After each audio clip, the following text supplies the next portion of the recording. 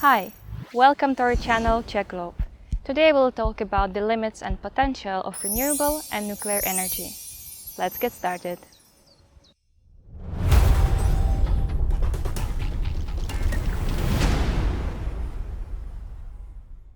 Let's talk about renewable energy, like solar and wind. So Yes. is it actually as green as it's showed to us? Yeah. Well, basically, it's very similar to what is true for electric cars. You need it, you need to support it, you need to grow it, but it has a limit in terms of sustainability, right? So the first thing I say usually is that if you grow, or when you grow, be it solar electricity or solar energy and wind energy, the faster you grow, right? And by growth, we understand generally we are speaking about doubling time, right? So in terms of wind energy or solar energy, the doubling time is very high, right? Not sure about the global numbers, but it's close to 5 to 10 years. So in between 5 to 10 years, you double your capacity of what you had previously, right? And so it's huge, right? So it's very rapid growth, it's exponential growth,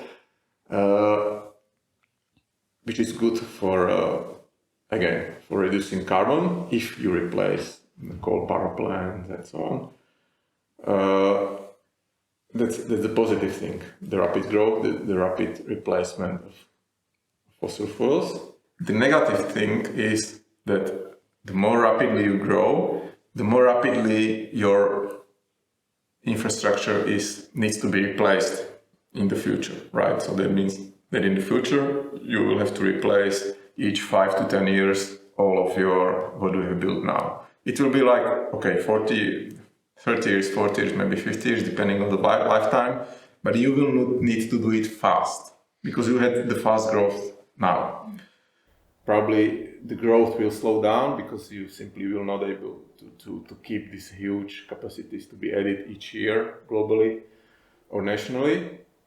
So we are still quite low, right? We are still starting with renewable energy, and globally speaking, the proportion of energy that is coming from renewable energy is somewhere around 5-6%. So it's still relatively low, but it's more than it was in the past. In the past, it was less than 1% a few years ago, right? So the portion, the ratio of energy coming from renewable is increasing, slowly increasing.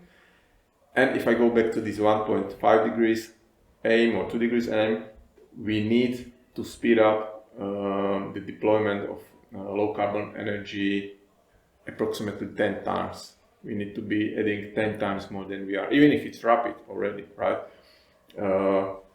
So that's what's needed. We need to do it faster.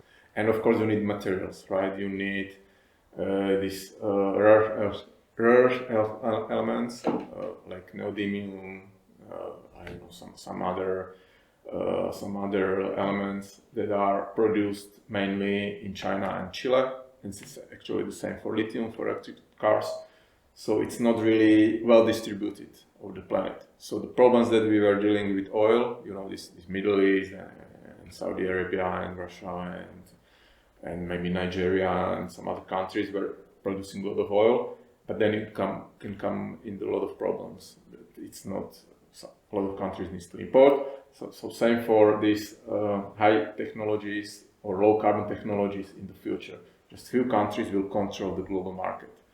And then what about the nuclear energy? Does it have any potential within climate change? Nuclear energy is basically mature energy. It's not like in terms of this renewable energy that are very dynamic and fast growing and still develop, technologically advancing. Nuclear energy we know for decades, and it gives us around actually a very similar amount that is giving us wind and solar combined, the same amount of energy, and it's mostly electricity that we have from nuclear power plants. So it's about 5% of energy which is like 10 to 15% of electricity, globally speaking.